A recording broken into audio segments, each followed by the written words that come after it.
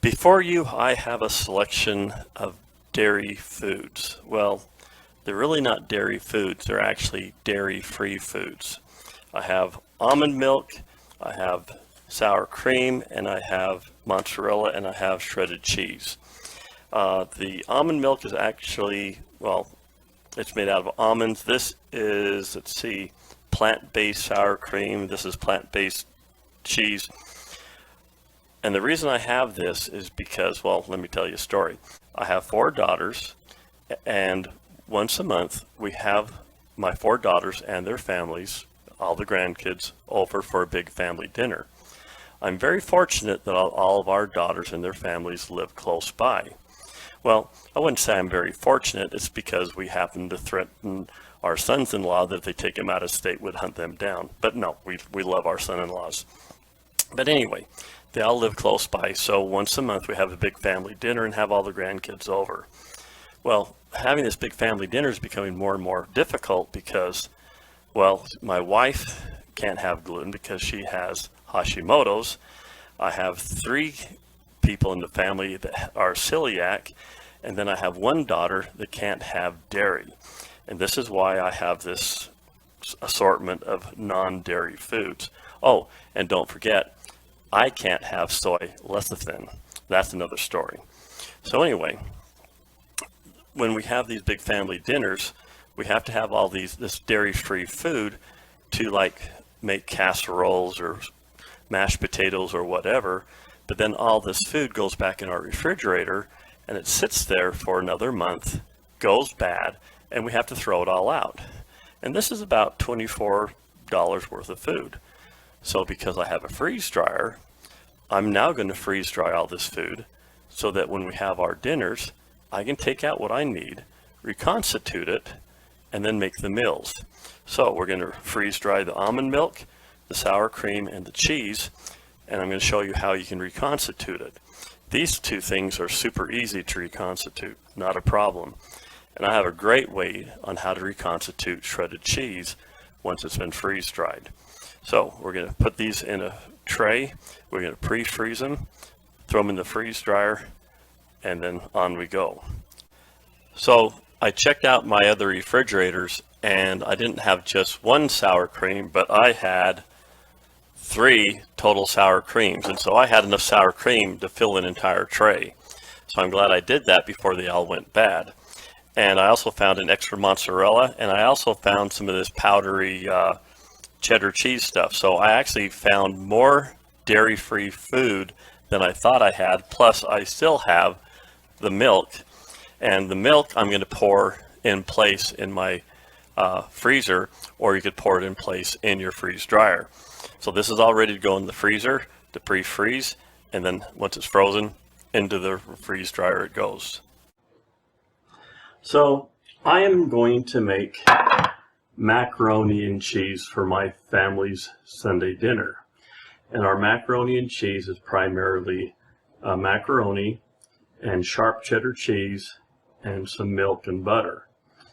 Well, the only problem is I have 1 particular daughter that can't have dairy, and that pretty much rules out the milk and it rules out the sharp cheddar cheese. So when we have these big family dinners, she can't have the regular macaroni and cheese. So what ends up happening is I end up making a small macaroni and cheese for her that is going to be dairy free. Now, so what I've done in the past, I have purchased dairy-free cheese, but because I don't use it that often, I ended up freeze drying it. So I can just reconstitute it whenever I need to. And I've also have purchased almond milk in the past.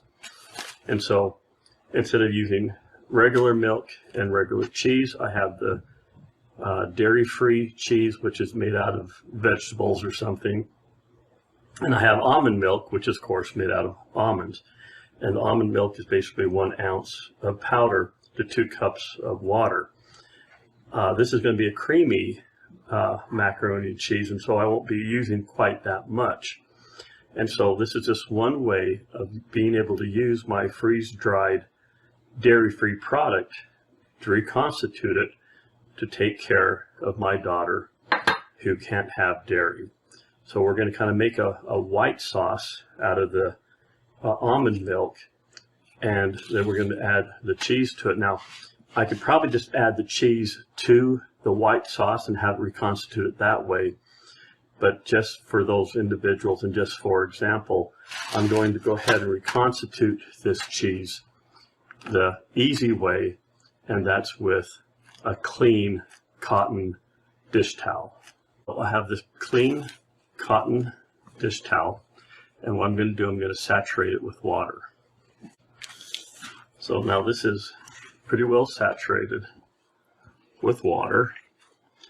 Now this will make up to 2 pounds worth of cheese, but I just have just a little bit of cheese here to do.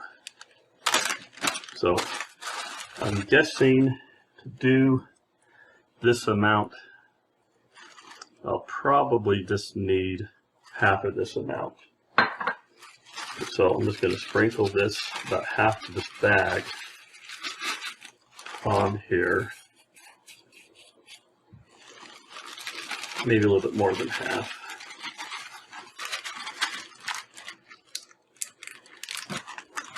I'm just going to spread this around a little bit, and I'm just going to cover this up and just roll this up,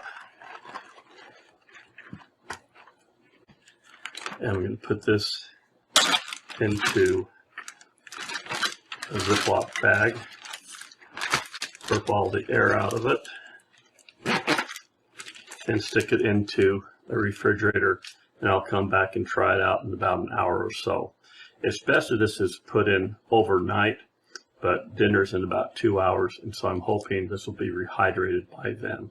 If it's not, I'll just have to take whatever's in here and put it into the white sauce. Now, as far as the milk is concerned, this little packet of freeze-dried almond milk weighs 2 ounces, and so this packet right here will make 1 quart of almond milk, and I don't need that much. I probably only need maybe a 1/4 cup of almond milk for the macaroni and cheese.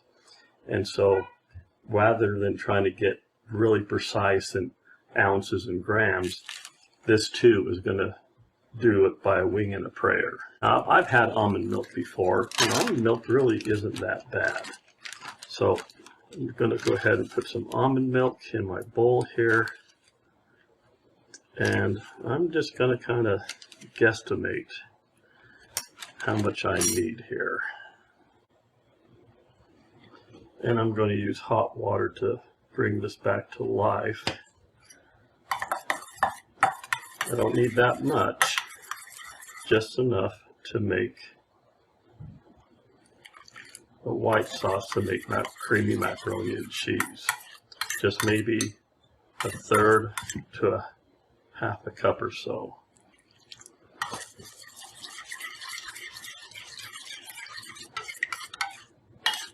And I think that's probably just enough.